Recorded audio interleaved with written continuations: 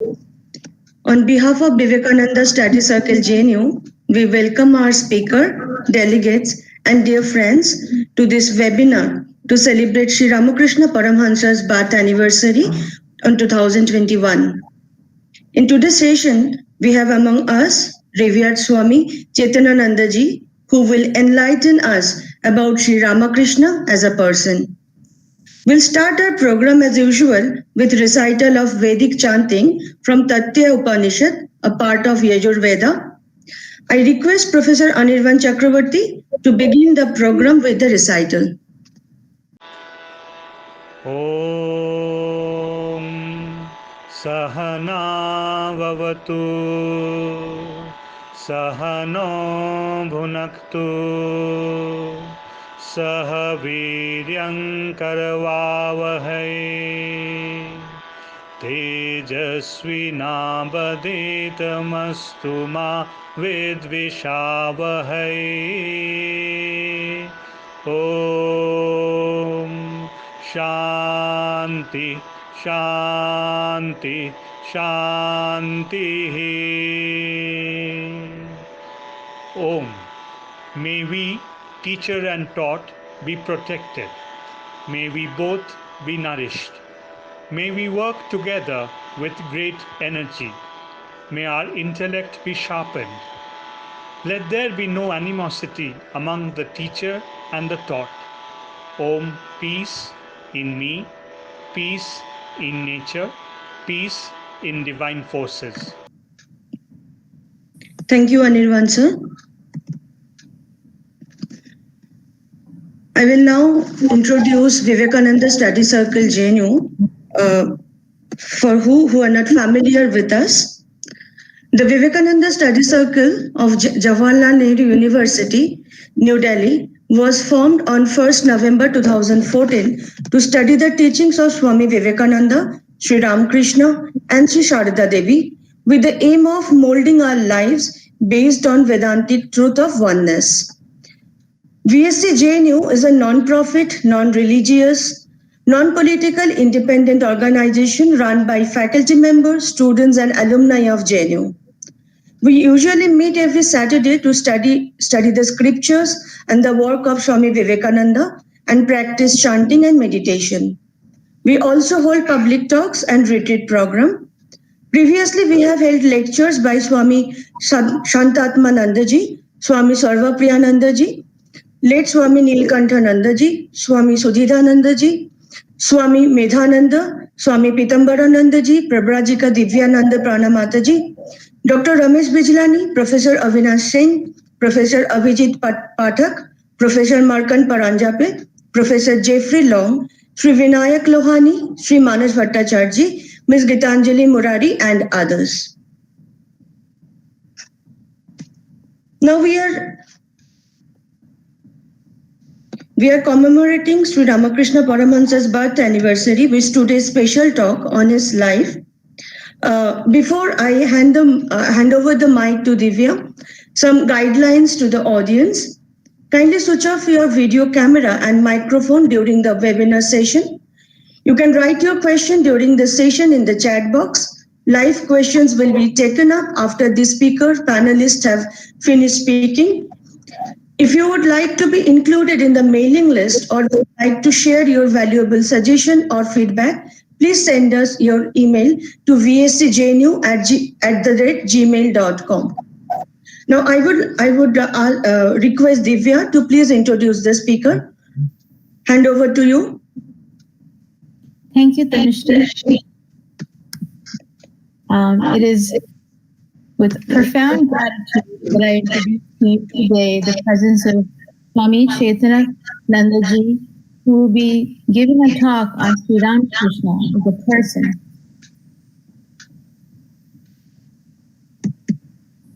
Swami Chetanananda was a monk of the Ramakrishna order. Before coming to the United States, he worked in the editorial and publication department of Advaita Ashrama, Himalaya, and also its Calcutta branch. He was an assistant minister of the Vedanta Society of Southern California from 1971 to 1978. He came to St. Louis in March 1978. And at present, is the minister of the Vedanta Society of St. Louis. Swami Chetanananda has written, edited, and translated many important books on Ramakrishna, Vivekananda, and Vedanta. His notable books are God Lived with Them, Life Stories of 16 Monastic Disciples of Sri Ramakrishna. They Lived with God, Life Stories of Some Devotees of Sri Ramakrishna. Ramakrishna is edited and translated. Vedanta, edited. And Girish Chandra Ghosh, a Bohemian devotee of Sri Ramakrishna, Sri Sharada Devi and the Divine Play, and Sri Ramakrishna and his Divine Play.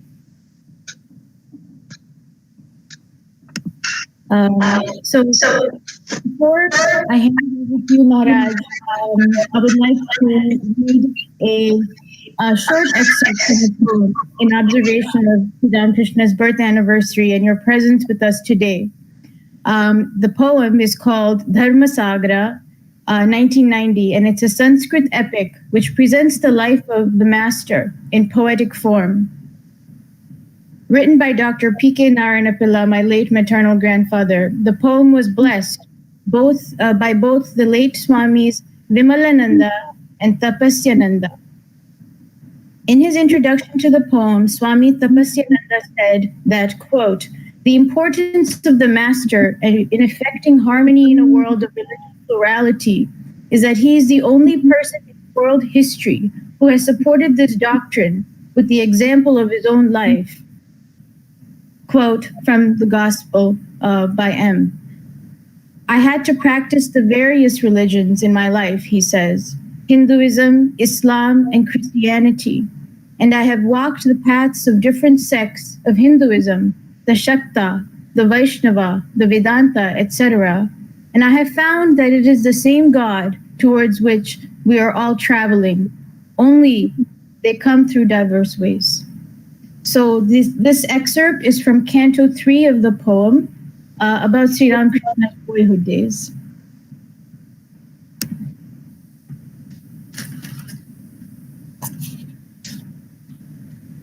Canto 3. Gadadhara's father, as pure in his heart as a sage, being aware of his son's divine birth, took care of him always with intense affection, looking upon him as the great treasure of his family, most affectionate to his parents, very much attached to his brothers and sisters, and loving to the local people. The boy captivated the minds of all with his usual playful acts. The boy respected his parents due to the inner urge and showed courtesy even to low-born people, and he loved them. Yet he always maintained his own independent will. How can one suppress what others acquire greatness? During childhood itself, he learned all epic stories by hearing them from others. To the dismay of the village people, he learned by rote hundreds of psalms glorifying various gods. By reading the sacred books like Ramayana and the attractive stories of great sages, he could imbibe their spirit on account of his unshakable devotion during his boyhood itself. Once, as the boy was crossing a paddy field on his way to school, he happened to look upon and noticed a thundercloud in the sky with cranes flying overhead in front of it. Then he fell down unconscious and remained thus for a long time. Observing such a tendency in the boy, people thought that it was epilepsy, but his father, who knew the secret, fully believed it to be spiritual experience. As his father ascended heaven, Gadadhara remained deeply sad, being in a forlorn state, and having regained his natural composure on account of his great attachment to his mother, he did everything possible to console her. The boy, who was full of piety, got very much attracted to the pilgrims who came to the rest house built in that quiet village by the illustrious Laha family. Imitating sadhus, he wrapped his cloth around his loin like a kaupina and went to his mother saying, "Mother, look at this new monk." On hearing those words, the mother simply laughed. The initiation ceremony of the intelligent boy, deeply interested in scriptures, was conducted at auspicious times by respectable priests. On that occasion, the happy villagers honored him with various presents in great respects. After initiation, that noble soul received his first bhiksha as laid down in the sacred books.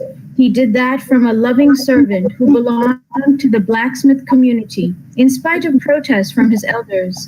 Gadadhara was his laudable qualities and usual human abilities attracted his teachers and classmates in school like Kanta, attracting iron.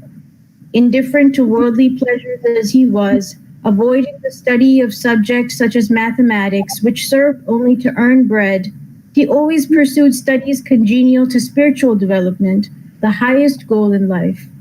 Once, when senior people who were very learned proved to be incapable to interpret a Vedic passage, he won the blessings of the elders by expounding its significance. As he became well versed in Tantra and other branches of learning, he was enjoined by other members of the family to perform the worship of their tutelary deity for common well-being. He felt immensely happy from within, for this coveted opportunity had come to him even in his infancy. With a heart purified by the thought of his father's venerable feet, he offered to Raghuvir flowers, sandalwood paste, flame, etc., muttering the holy mantra, and the god did shine forth before him with luminous limbs. I'll stop there. Welcome you, Maharaj, to give your talk today on Sri Ramakrishna as a person. Thank you.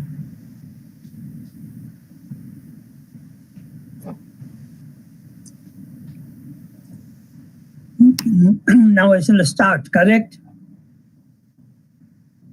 Yes, Maharaj.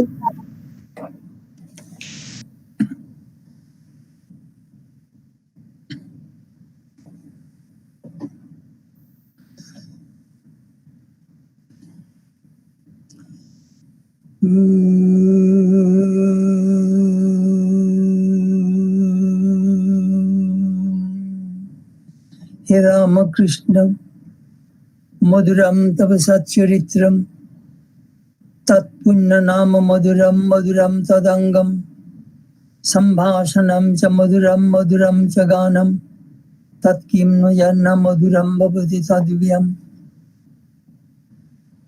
Ramakrishna, your life story is sweet. Your holy name is very sweet. Your form is beautiful. Your conversation and songs are beautiful, sweet. Lord, is there anything which is devoid of sweetness in you? Om Shanti, Shanti, Shanti. Peace, peace, peace be told.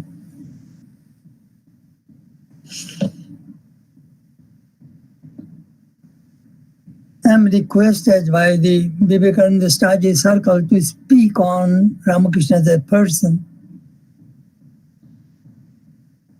which is the part of the Vivekananda Study Circle in Jawaharlal Nehru University in Delhi.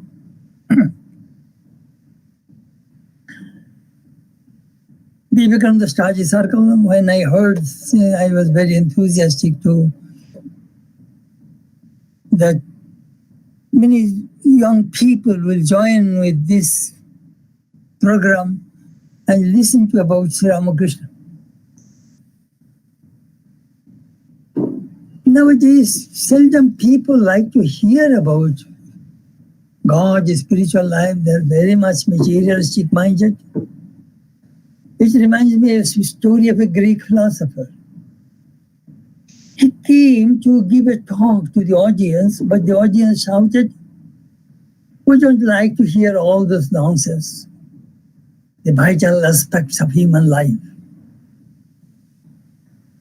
The philosopher told the audience, look, they were shouting, please keep quiet, give me 2 minutes time. I shall tell a story and then I shall leave. Then audience kept quiet. He said, once upon a time, a traveler hired a donkey as he wanted to cross a desert. So at no time, the traveler wanted to, the donkey owner also was walking with the donkey. So no time he got down from the donkey and there was a shade. He wanted to have his lunch there. But the owner of the donkey said, well, I rented the donkey, not the shade. I shall sit in the shade. The traveler said, no, when I hired the donkey, the shade also, I am entitled to have the shade. Saying so, the philosopher left the podium. Then the audience shouted, tell us who got the shade, who got the shadow of the donkey. Then the philosopher came back and said, you people are only interested to know who got the shadow of a donkey. You people do not know what is the most vital in human life. Then the audience kept quiet and the speaker, the philosopher, gave a talk for an hour. So I shall not make you bored. I shall tell you about Sri Ramakrishna's human aspect. To me, Ramakrishna is not a, you see, as a person. You know what person, the dictionary meaning of person is? A living human being. That is a person. A living human being. According to that definition, Sri Ramakrishna is not a person. Again, he is the person. How? Sri Ramakrishna is God-man. Avatar. God in human form.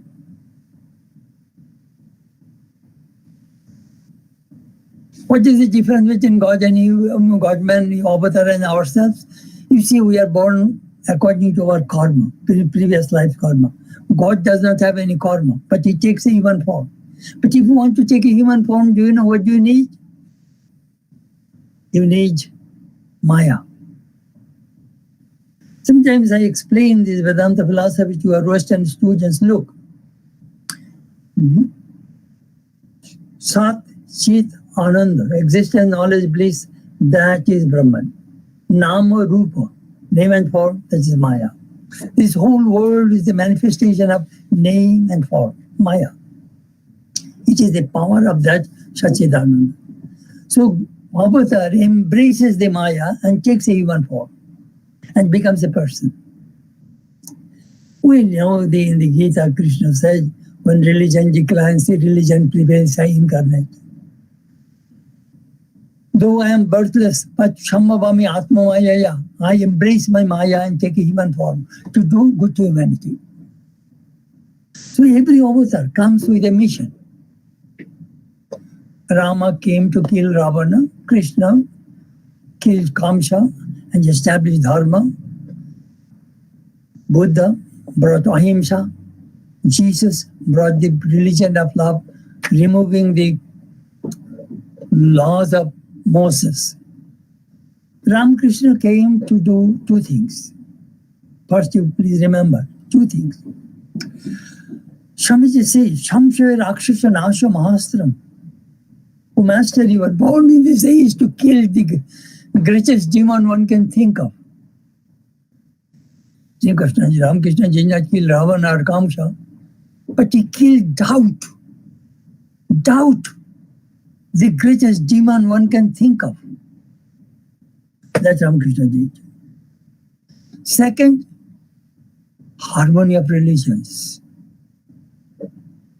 You see, during Krishna's time, there are not too many religions. But Ramakrishna's time, there are so many religions to bring the harmony. Chato mat, tato path. As many faiths, so many paths. So these are the two things we must understand. Ramakrishna as a person. He is an avatar.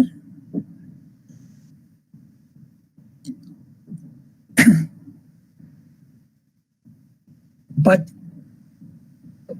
he is divine and human both. He was playing in two roles. Do you know how does it work? Sri Ramakrishna is in Bhavamukha. Bhavamukha means the borderline of the infinite and the finite. When Ramakrishna is looking at the right side, he sees the infinite and merges into Samadhi. When Ramakrishna looks at the left side, he sees this universe and suffering humanity. He comes forward to help. Perhaps you remember that parable of Sri Ramakrishna. There is a big wall, there was a ladder. Four friends went to see what is on the other side of the ladder. First friend went and saw, ha ha ha ha. He laughed and jumped into that. All three friends jumped into that. The fourth friend came back. He saw what is the other side of the wall, the infinite, blissful Brahman.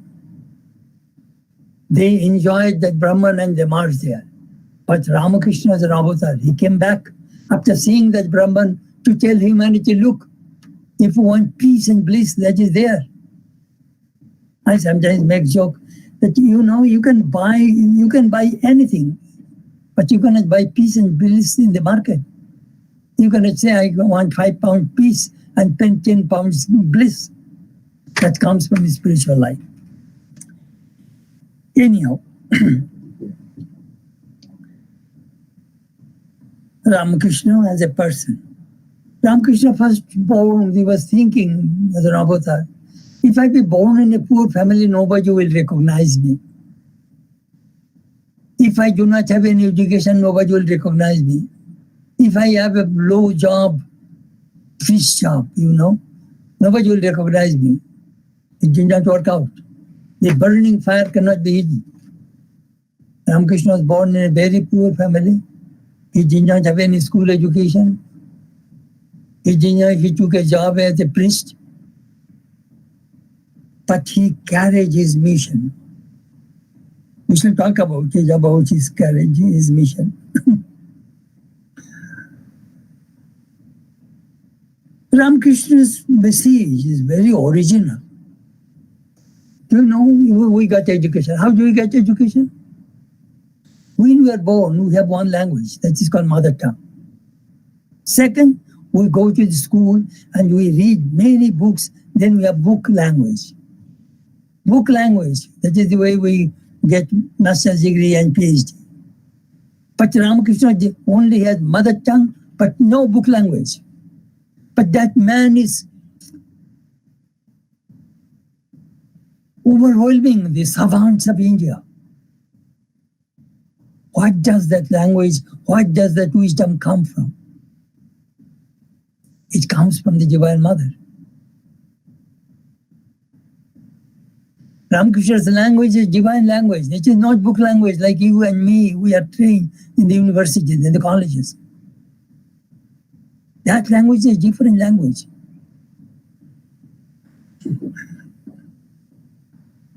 Difference between man and animal. Mahabharata says, Ahara nidra vayo moithunancha. We eat, animals eat. We sleep, they sleep. We have fear, they have fear. We beget children, animals also beget children. In these four aspects, there is no difference between man and animal. What is the difference? Dharmena hina pashubi samana. Gyanena hina pashubi samana. Human beings can practice dharma, have the knowledge, have a tremendous faculty, that is called buddhi, intellect. The animals do not have the discriminatory power. Human beings have.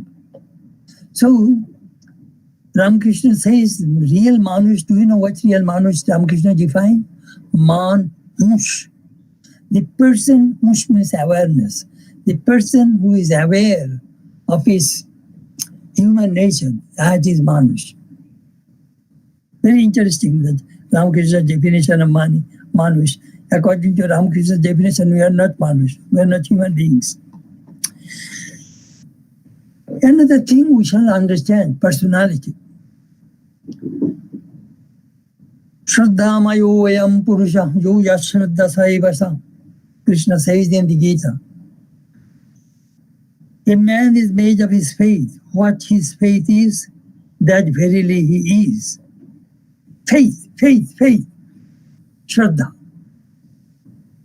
I remember I went to St. Louis Catholic University to give a talk in the theology department. So I saw the students are reading big, big volumes. I asked one student, could you tell me what is in that book? I have no time to read it. She was looking at me. Tell me what is in that book. Faith. Faith? Do you know what does it come from? She couldn't answer. Faith comes from experience. Whether you are a good person or not, how do I know? I have to live with you. Then I shall develop faith. Yes, I can depend on it. Or depend on her. That faith comes from experience. Two, this faith, what Sri Ramakrishna mentioned, that human beings should have that faith of oneself. Swamiji pounds it again and again. Faith, faith, faith in ourselves. Atma Vishwas, Atma Shraddha. That is the vital aspect of a human being that Sri Ramakrishna had.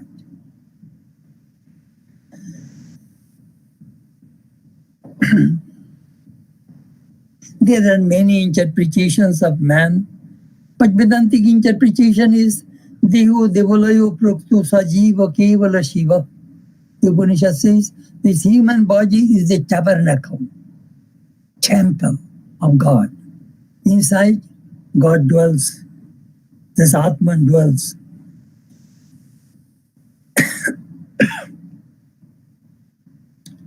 Atman dwells.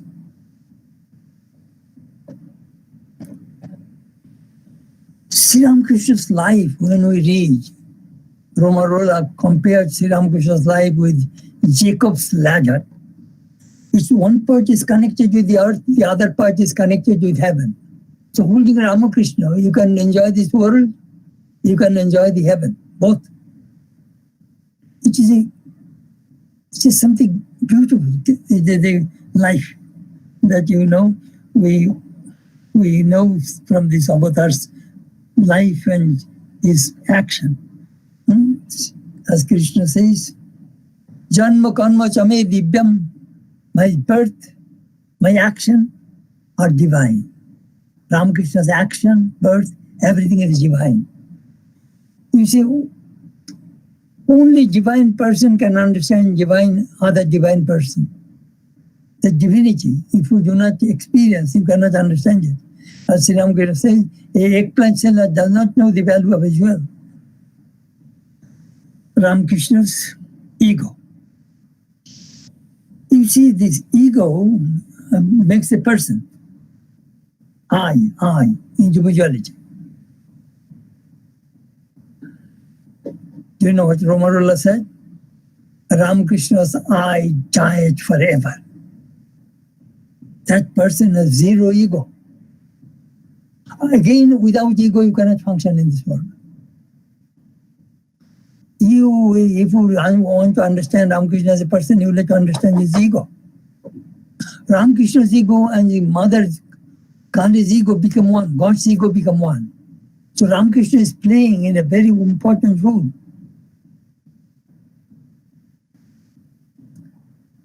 When a God takes a human form, it just behaves, acts like a human being.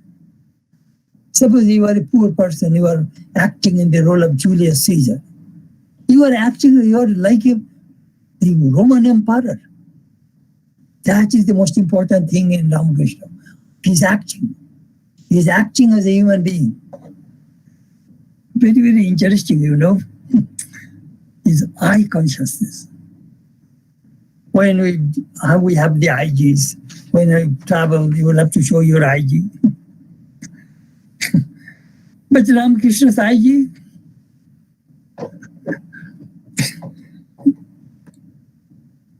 do you know what Ramakrishna did? He divided ego into two groups, Kachami, Pakami. Ripe ego, unripe ego. What is unripe ego? I have a PhD degree. I am well-ordinate. I am beautiful. I am this. I am that. That is unripe ego. Your ego is connected with the world. And ripe ego is I am the Atman. I am a devotee of God. I am the child of God. I am a servant of God. That I is spiritualized. That Ramakrishna taught his devotees how to spiritualize the ego. Be a human being. At the same time, carry God in your heart. Connect yourself with God. Then only you will get peace and bliss. That Ramakrishna taught. I give another example. Here's a flute. If there is some staff inside, you cannot play. No sound comes. If it's clear, then you can play different ragas and raginis. So be an instrument in the hand of God. That Ramakrishna taught. Then you will be a real human being who are aware of his own consciousness. Manush. That is the real thing. Perhaps you remember those who have read Swamiji's conversation with Mademoiselle Calvé, the famous opera singer, French opera singer. Swamiji had an interview with her. Her daughter died from burned fire. And she was trying to commit suicide. She was passing through a very bad time. At that time, she came to see Swamiji. Swamiji read her life and said, Madam, you need peace of mind for your art, for your acting. Then Swamiji told that, he was talking about personality, individuality. Swamiji was talking about Vedanta, offer your ego to God. Oh, no, Swami, I must preserve my individuality. Otherwise, I will be nowhere. Swamiji said, Madam, do you know how I look about individuality? Here is a drop of water fell on the ocean, and it became a bubble. The ocean was telling the bubble, be one with me. The ocean said, no, I must preserve my individuality. The bubble is floating on the surface of the ocean. The ocean says, billions of bubbles have become one with me. Why are you separating yourself from me? Oh, no, I must preserve my individuality. In single touch, the bubble breaks. So our all egos you see, they're all bubble ego. That is individuality. That we are trying to preserve. Sri Ramakrishna wants to smash that individuality and make yourself one with God. Then what will happen? You will be Jivan Mukta. That is the goal of human life. That's Sri Ramakrishna said. The goal of human life is to realize God. That is the main focus of Sri Ramakrishna's message. Then you will float in infinite bliss. Anyhow, Sri Ramakrishna could not say Ami, Amar. Ekhankar, Ekhane, এই জায়গায় এরকম he used to indicate that way. Here, in this place, instead of saying I and my. Those who have read Vedanta, perhaps you know. Do you know how we cannot see Maya? But we can see the manifestation of Maya. The first manifestation of Maya is I and my. Ami, Amar. Without I and my, there is no world. The world will vanish from the mind this very moment. This ego, I and my. I am beautiful, I am learned, I am this, I am that. My family, my husband, my wife, my children. This is all I and my. That is Vedanta. That is Maya. And you are tied in the warp and woof of Maya is I and my. Ramakrishna wants you to release your lower nature to higher nature. Know thyself.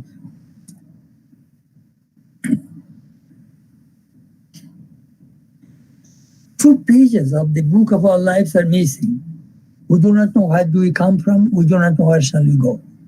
Religion helps us to locate, to find out those missing pages. That is the reason we come to religion. We come to spiritual life.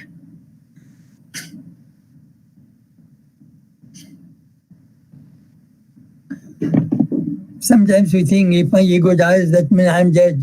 Swamiji also felt the same way. You remember when first Swamiji came to Sri Ramakrishna and asked Krishna, "Sir, have you seen God?" "Yes, I can show you." Sri Ramakrishna touched his chest, the world disappeared. "What are you doing? What are you doing, sir? What are you doing?" Then Sri Ramakrishna again touched his head and brought the world in his mind again. He can vanish the world in a moment.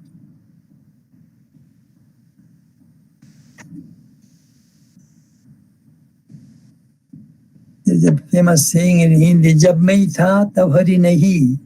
Jab hari tha, tab main nahi." When I say God, I is not there. When I say I, God is not there. Be humble. Sri Ramakrishna gave a beautiful illustration about this personality. In the evening, the firefly thinks I am giving light to the world. When the stars rise, they think we are giving light to the world.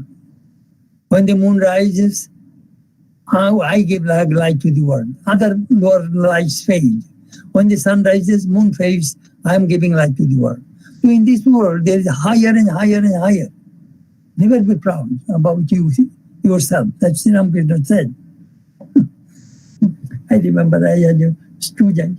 She came and said, "Swami, I have a little ego problem." I said, "Really? Do you have an ego?" "Yes." Then I asked her, "Are you the Miss Universe?" "No, Swami." "Do you have a PhD degree?" "No, Swami." "Do you have millions of dollars?" "No, Swami." "Then why do you have ego?" People become proud if you are fantastic, beautiful, or if you have a lot of money, a lot of education, then you become egotistic. You do not have all these things and you have ego problem. Well, you are right, Swami, but still I am proud.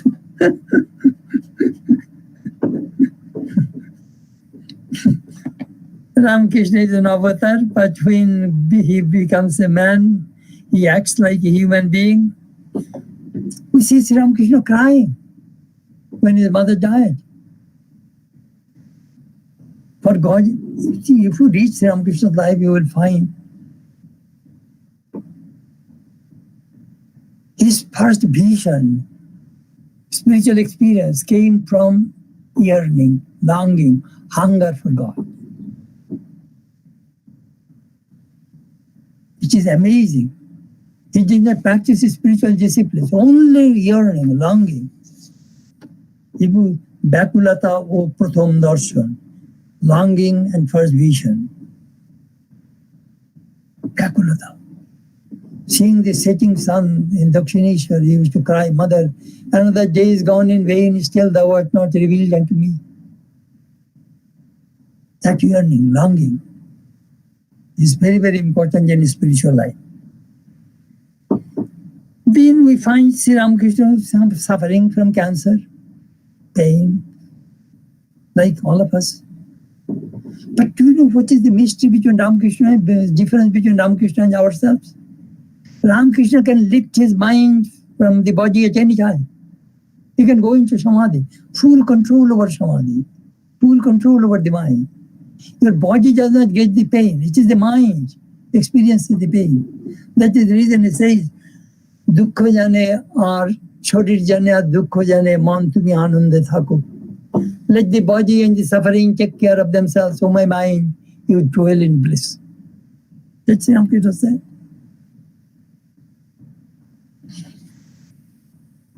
He was married. He was an ideal husband, ideal teacher, ideal son.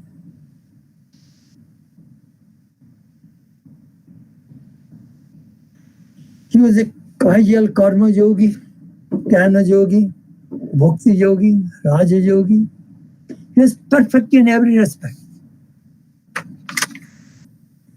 You know, sometimes we think about Sri Ramakrishna learns 64 branches of Tantra. To practice one branch, a person spends whole life.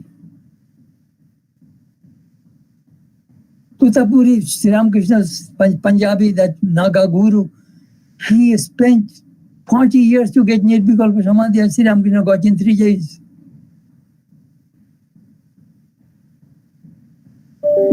Amazing, this Ramakrishna.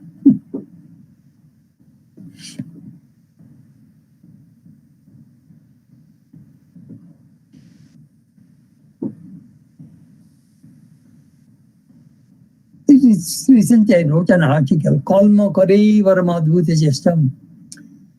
You know, we do not, when we find your legacy, achievement, what have you achieved in your life? Tell me. We see Sri Ramakrishna did not build any big hospital, or did not build any temple, or did not write any books, or did not do anything. But Swamiji says, you work very hard. Karma Kalivara Madhbuti system. Do you know, the way Sri Ramakrishna worked, we cannot think of it. Without food, without sleep, 12 years, the storm of that spiritual ecstasy flowed over his system. He gathered the spirituality.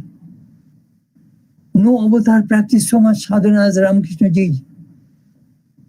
Then, when the disciples came, day and night he distributed all of his spiritual heritage. You see, this is very, very important to know how hard he worked. He died at the age of 51 from cancer. Sri Ramakrishna is not only, even I bought a book, Christ, Humor in Christ. I bought the book, I didn't find a single humor there. But if you read the Gospel of Ramakrishna, you will find chocolate hasyo, all laughter, laugh. Sri Ramakrishna full of joy, fun. How Sri Ramakrishna sometimes used to solve the problems. Sri Ramakrishna went to Brahma Samaj to attend their service. So their leader was conducting the service, their minister. So let us now meditate. So they closed their eyes. After 2 minutes, they started to talk again. Sri Ramakrishna said, my goodness, what kind of meditation is this? 2 minutes. 2 minutes meditation. Then do you know what he said? Your meditation reminds me the monkeys in Dakshineshwar Panchavati tree. They sit on the tree and very calm, quiet, as if they're all gentlemen sitting there. Do you know what are they doing? They're meditating on somebody's pumpkin, gourd, banana, cucumber, and then all of a sudden, whoop, whoop, whoop, they will jump and go to the village and eat those things, again come back, and again sit on the banyan tree.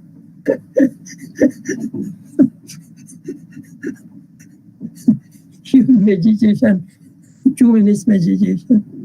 Do you know what Patanjali says? So to dirghakala nairantarya tatkara sevita dida bhumi.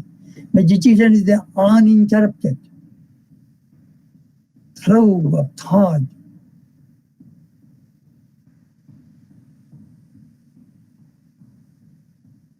Long time. Then you will be established on your own seat. Let me tell you one thing. Sometimes you may talk to your people. What is the difference between concentration and meditation? Concentration is just like a bee is about to sit on a flower. You will see that its wings are rapidly moving and it is making some buzzing sound. But it has not sat on the flower yet. That is called concentration. The buzzing sound of the bee. When the bee sits on the flower and sips honey, that is meditation. At that time, sound stops. Sri Ramakrishna taught his disciples how to meditate. You see, he told about Totapuri, his guru. He used to clean his brass pot every day and it would shine like gold. Sri Ramakrishna says, same way, you will have to clean your mind every day. Blessed are the pure in heart, for they shall see God. When the mind is pure, then God will reflect.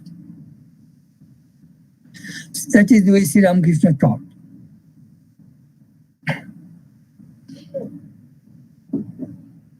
Sri Ramakrishna did not learn that bread earning education which we do. You go to Jawaharlal Nehru University for what? You buy education, and university sells education. You give money and buy education. And with that education, you want to earn money. Which is all bread earning education. Sri Ramakrishna says, I don't want that education. I want that education which will help me to realize God. That is the difference between Sri Ramakrishna and other human beings.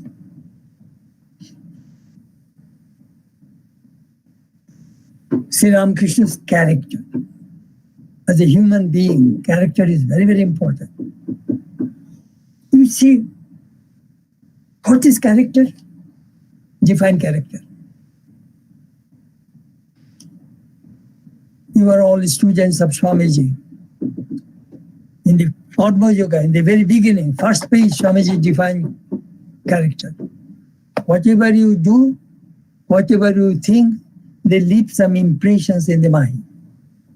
Those sum total of those impressions will form the habit. And the habit forms character. Which is extremely important for human beings to have a good character. Good character. Character. There is a story in the Shanti Parvam of the Mahabharata. Prahlada was very virtuous. His character was flawless. Indra was scared, thinking that Prahlada will occupy the position of heaven. So he came in disguise of a Brahmin and asked Prahlada, I know you are generous. Whoever asks anything from you, you give. I have come to beg something from you. Ask anything, sir. I want your character. Take it. Indra left. Then all of a sudden, Prahlad was thinking, what happened? A light came out from his body and said, I am leaving you. Well, who are you? Well, I am Shweta, truth. Why there is no character, I do not stay there. Then another light came out from his body. Who are you? I am Dharma, righteousness. Why there is no character, I cannot stay there. Then another light came. Who are you? I am Shri, beauty, wealth. Why there is no character, no truth, no righteousness, I cannot stay there. Then Bala, strength. Another light came up from his body. Well, who are you? Well, I am Bala, strength. Why there is no truth, no righteousness, no Shri, I cannot stay there. So character is very, very vital in human life. That's Sri Ramakrishna demonstrated. A true character, man of truth. He never deviated from the truth. He says, Mother never spoke anything untruth from my lips.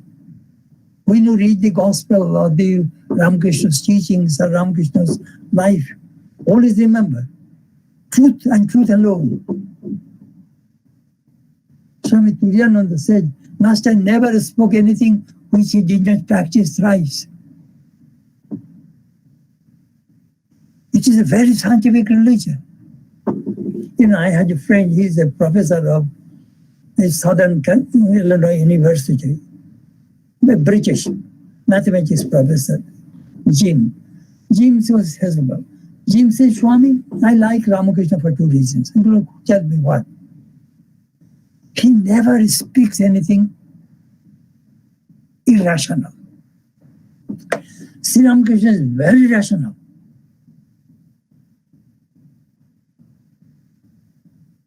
And second thing, Sri Ramakrishna is expert in solving problems. If you read the Gospel of Ramakrishna, they will say, oh, you have a problem. Sit down, listen to a golp shono. Sit down, listen to a story. He tells a story and solves the problem. About rationality, you see, as a human being, you must be very rational. Do you know how the Western education goes? Well, how does it go? It is guided by Aristotelian logic.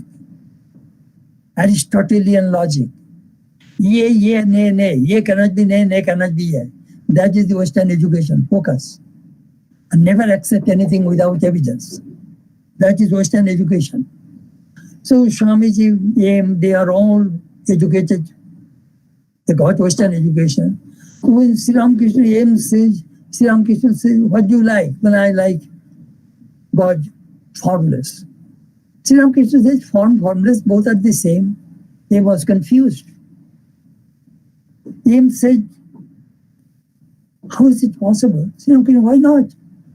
When the water is liquid, you drink. When the water put into the freeze, it will be solid ice. And when water boils, it becomes vapor. Water is changing position. What is wrong? To a devotee, he is ice. To a Gyani, he is water. Very rational. Then Swamiji came. Sri Ramakrishna was telling Swamiji, take this prasad, you will get devotion. Sir, I don't believe it. What? You don't believe it? No. Then Swamiji was telling, do you believe the effect of food on human body? Swamiji was confused. There are some food laxative. There are some food constipative. Do you believe that? Oh yes, it is scientific. Oh, that is scientific. This prasad is also scientific. It is a different science. Swamiji was confused. He is very rational.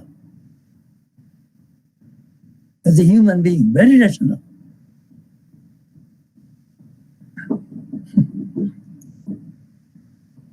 Shuddhanishta.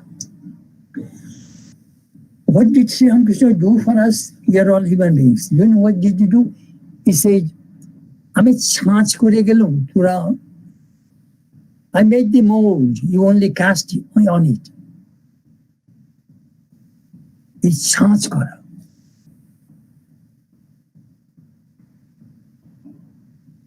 Let me tell you what I mean. In America, they call it assembly line. Ford Company, the car, Tesla, these car manufacturers. It begins from the beginning, one section by other section, the car moves. You put the wheel, you put the top, I put the door, I put the engine. In this way, it flows from the beginning till end. And finally, quality check. If there is any place, anything wrong, the car will be defective. And all cars will be called back. Millions and millions of dollars will be wasted. So before they go to the manufacturing line, they make a model, perfect model. Sri Ramakrishna is the perfect model. You can cast yourself in him. Another thing I tell you, sometimes whenever you gave any words to anybody, please try to keep it. Never deviate from the truth. That will enhance the integrity of your character. People will trust you. That's Sri Ramakrishna taught. As a human, you must be trustworthy, all loving, caring. Those things, when we study Ramakrishna's life, we find those things.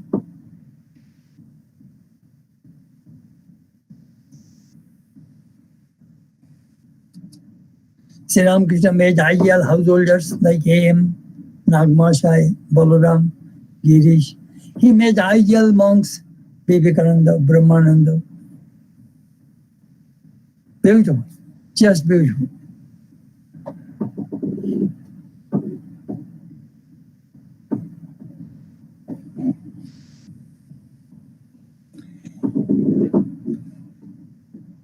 Last thing I want to tell you.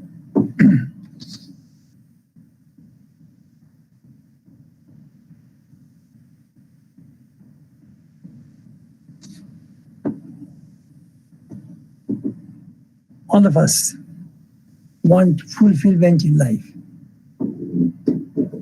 Janma safalyam. Fulfillment in life. So that you are now some professors or you are working in many places. Finally, when you are retired, You look back. What have I achieved? Look back. Please always remember, your present is the outcome of your past, and your future will be the outcome of your present. That is the way it works. Man is the architect of his own destiny. That's Ramakrishna was teaching. Sometimes I tell people, self-effort and divine grace like two blades of the scissors. One blade cannot cut the cloth. You need the two blades. That's Ramakrishna says, make effort, then grace will come. Or you unfurl the sail, the wind, the divine grace will blow and take your boat to the destination. That's Ramakrishna taught. He wanted human beings should be happy, joyful, majar kuti. Make this world like a joyful place. He demonstrated how to lead life in this world as a human being. Janma Sapallam, that I was talking about.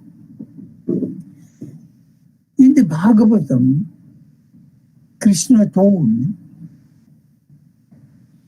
Etavad janma safallam dehina iha dehishu. Pranoi, Arthoi, Dhiya, Vacha, Shreya, Eva, Achare, Sada. I memorized this verse. Janma safallam.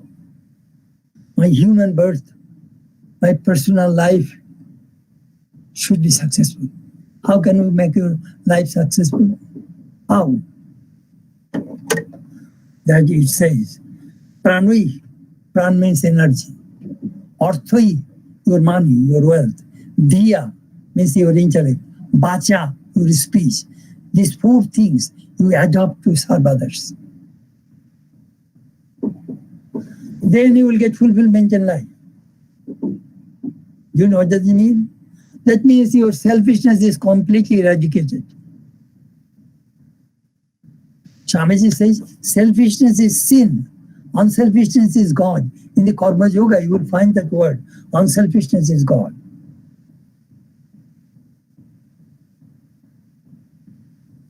The difference between man and God is selfishness and unselfishness. You know, Swamiji was my hero. Do you know why? I did not find any selfishness in that person. He said, I never did anything for myself. And if I did anything wrong, that also I did for others. That later he wrote to Christian. Amazing, this Swamiji. Human beings. I remember when I was sick, I was in the plane, so one American Airlines, so one girl, I said, why are you here? Uncle, I'm not well today. I was flying. That girl was asking, then I told that I'm a monk. Then she was very curious, wanted to talk to me. Then when I was leaving, she stopped me. Before you leave, give me a word of wisdom. Uncle, really want your word of wisdom? Yes. Love and serve. Love people, serve people. That I learned from Swamiji. Love people, serve people. In Jaipur, somebody asked Swamiji, where can you see God? Go to the cottage of the poor people. And if you want to realize God, serve them. That I learned from Swamiji. Anyhow, Sri Ramakrishna's message to humanity, Swamiji demonstrated. Name ruchi jibe daya Vaishnava sevan ya bina dharma nai shunna sanatan. Serve human beings as God. Jibi prem kore jai jon sei biche Ishwar. I think one of your, what is called your study circle, one class on Nirvan or Pita, one lecture, you people study and discuss. That is Shwakar Prati. A poem to a friend. That poem is the autobiography of Swami Vivekananda. Shakhar Puti. Your study circle, read that poem and just study and debate on it. Okay, thank you very much. I gave my talk. Now, please ask me questions. Please ask me questions. Everyone, please. Wait. Shatabrata. Thank you, Maharaj. আমি এখন দিল্লির ইউনিভার্সিটিতে বক্তৃতা দিচ্ছি আর একটু পরে তোমাকে phone করব। আমি জওহরলাল নেহরু ইউনিভার্সিটিতে বক্তৃতা দিচ্ছি এখন। আচ্ছা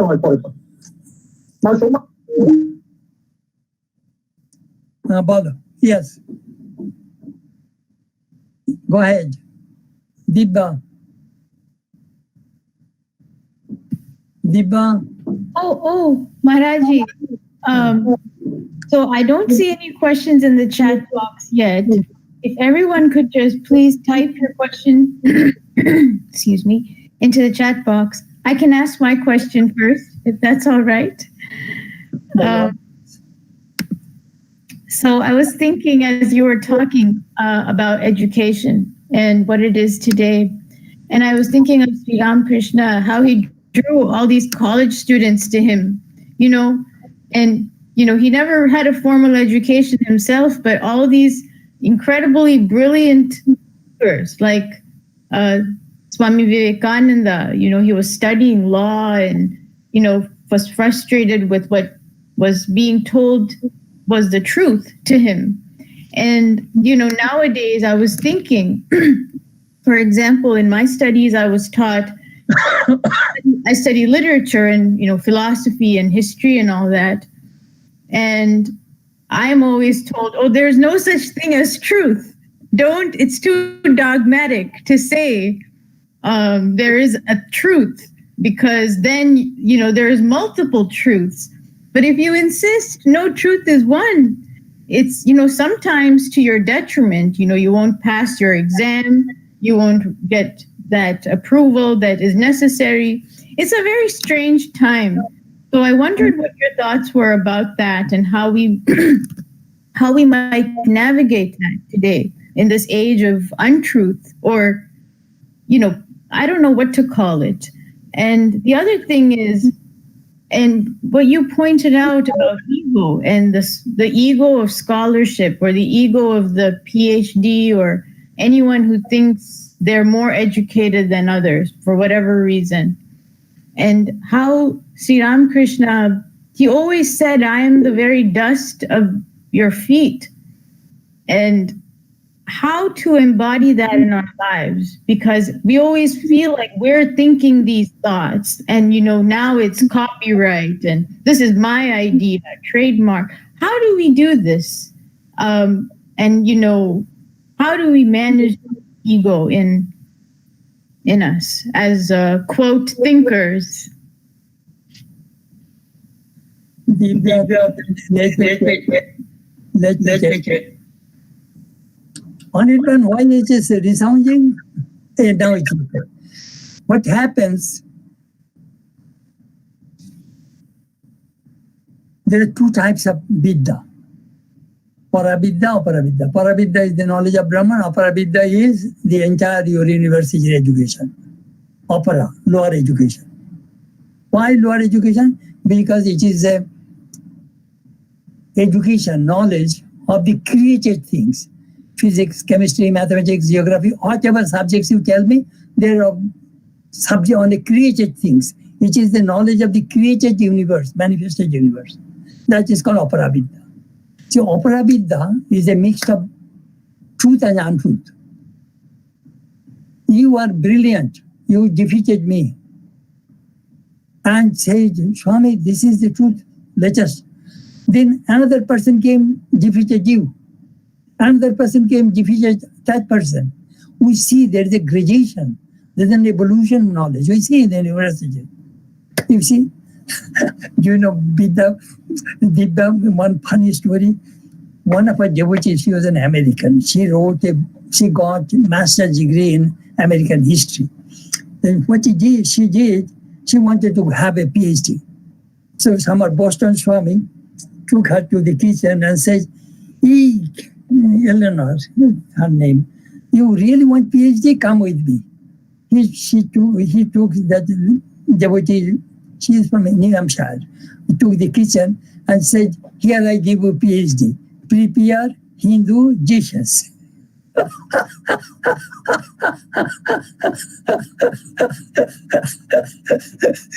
I was laughing. She's a nice woman, really very nice. She wrote a book, Gift Unopened, a book on Swami Vivekananda. The Gift Unopened. Beautiful book. I shall never forget. Swami was funny. The thing which is here, it is true, the education in the university, what we get. Another thing with Dibya, one of my friends, he was a professor of Calcutta University on philosophy professor. But he said, I shall never be an examiner. You see, when the examination comes, the students, you give the number to the paper, that this, you got this A, B, C, you grade the papers, correct? So this person says, I shall never grade. In India, they will give points, among 10, you got 8 or 7 or 6 or 5. Well, how shall I know that I am giving the right number or not? So I am not the judge. So he never became an examiner, but he's a professor. Well, my conscience pricks that I am giving person less or more. I cannot judge that way.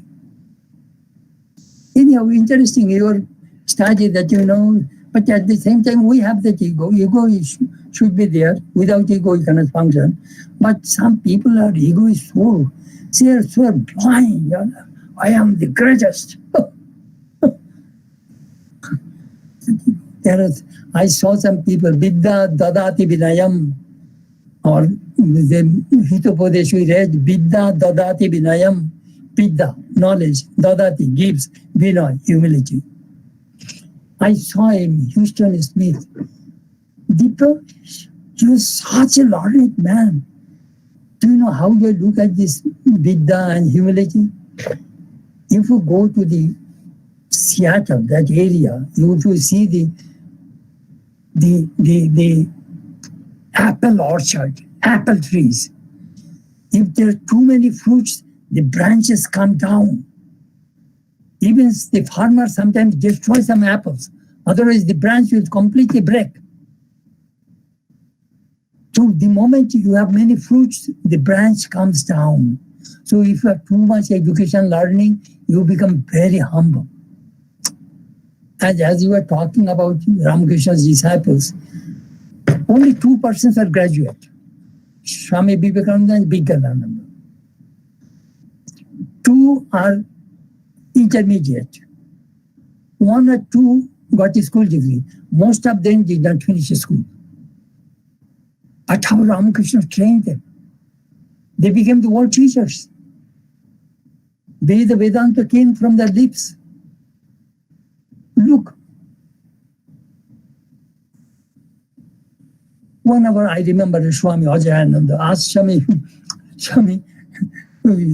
Premananda asked him, go have a master's degree, then join the monastery. We do not want an illiterate person in the Ramakrishna order. Then Swami said, Maharaj, you did not finish the school. Then Premananda said, you are a dumbbell, you are stupid. We don't need any school. We do not need any degree. Do you know who trained us? Sri Ramakrishna. Sri Ramakrishna trained us. That is enough. We know the truth and we speak the truth and we teach the truth. Next question, please. Thank you, Maharaj. Next question. Thank you, Deepa. Next question. This is from Tanushree. She asks, how can one be in complete bliss in today's world when every day you're facing so many different forces, be it positive or negative? Possibly. First word, what did you say? First one, I could not get it. Oh, sorry. Read a question. How can one be in complete bliss in today's world when every day we are facing so many different forces, be it positive or negative?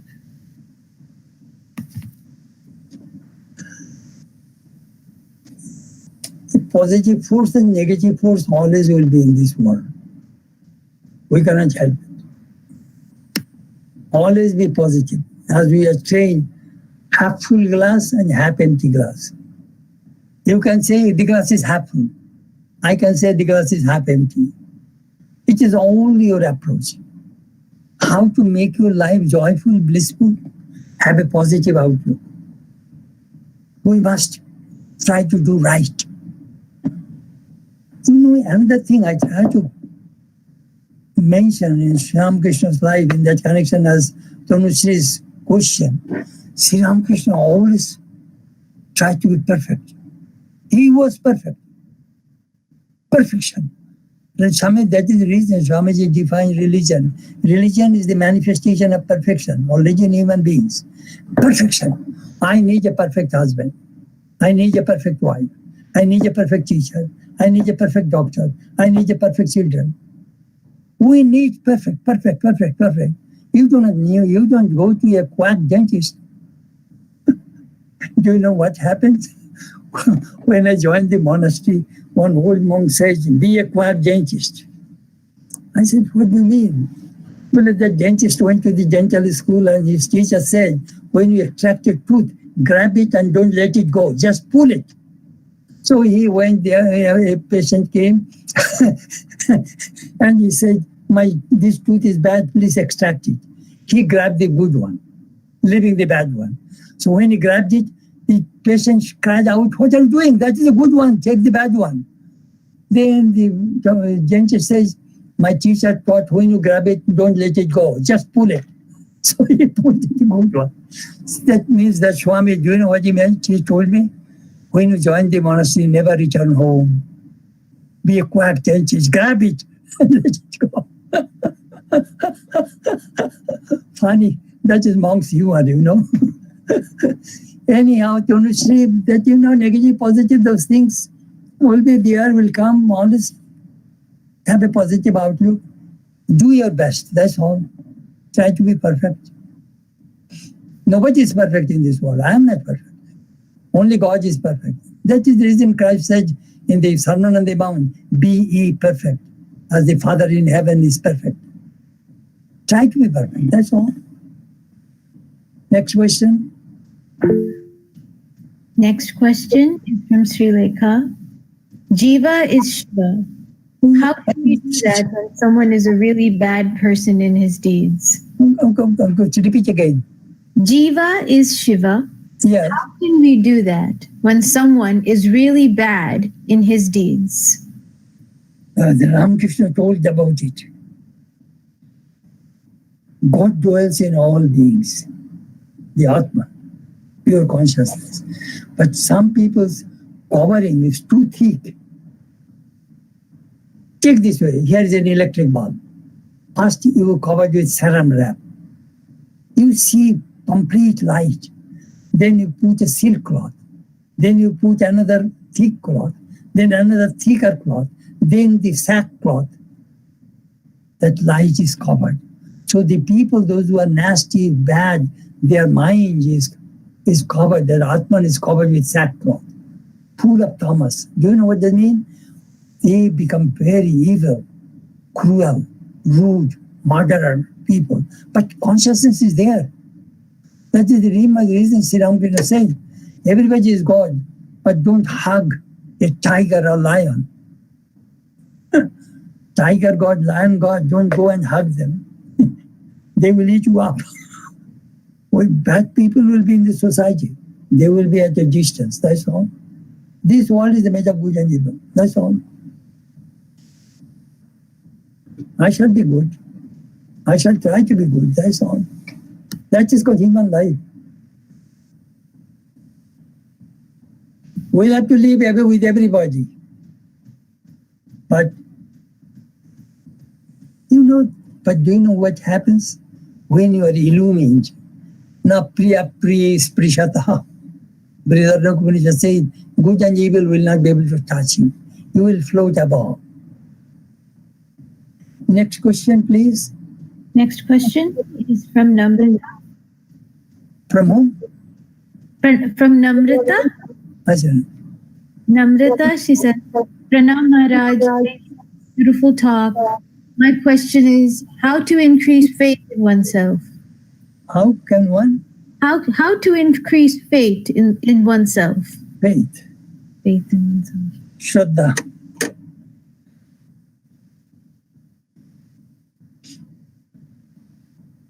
Through love, faith comes,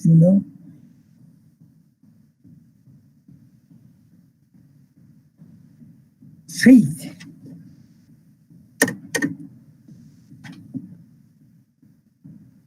There are two kinds of faith. Working faith and real faith. Working faith, you are a scientist. You are going to invent something. You have some kind of faith, but not real faith. Then you go and do research and research and research. Then when you achieve your goal, you have complete faith. Which is faith comes, through the manifestation of the self, Atman. I am the Atman. I can do everything. Read Swamiji. The Atma Vishwas, faith in oneself. Then faith in God. If you have no faith in yourself, you have no faith in God. You see, do you know how do I look at it? You are a doctor. You are giving a medicine. You have complete faith in your medicine. It will work. Do you know why I do not want to speak too many subjects? Somebody asks me science. Uncle, that is not my subject. You see, I have conviction what I am talking to you. Full conviction. That becomes forceful. I have completely faith in myself. The thing which I am talking to you is true. That comes from inside.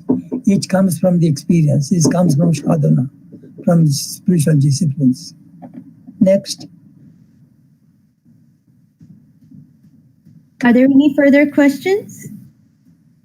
Bas, I am 1 hour, 15, 20 minutes over. Thank you, Maharaj. I don't see any more questions in the chat box. Tanushree says thank you. And this was so illuminating. And I want to thank you once again for coming today. And I'm going to pass the mic now to Tanushree. We're going to end with a closing prayer and a vote of thank you. Thank you, Divya. Thank you, Maharaji.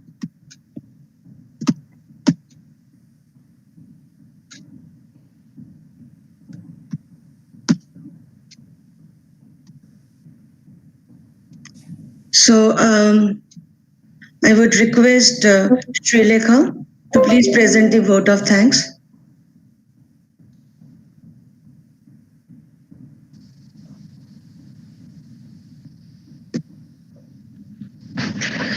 On behalf of VSC JNU, I extend my gratitude to our speaker, Reverend Swami Chetanananda ji, for enlightening us, Maharaj ji.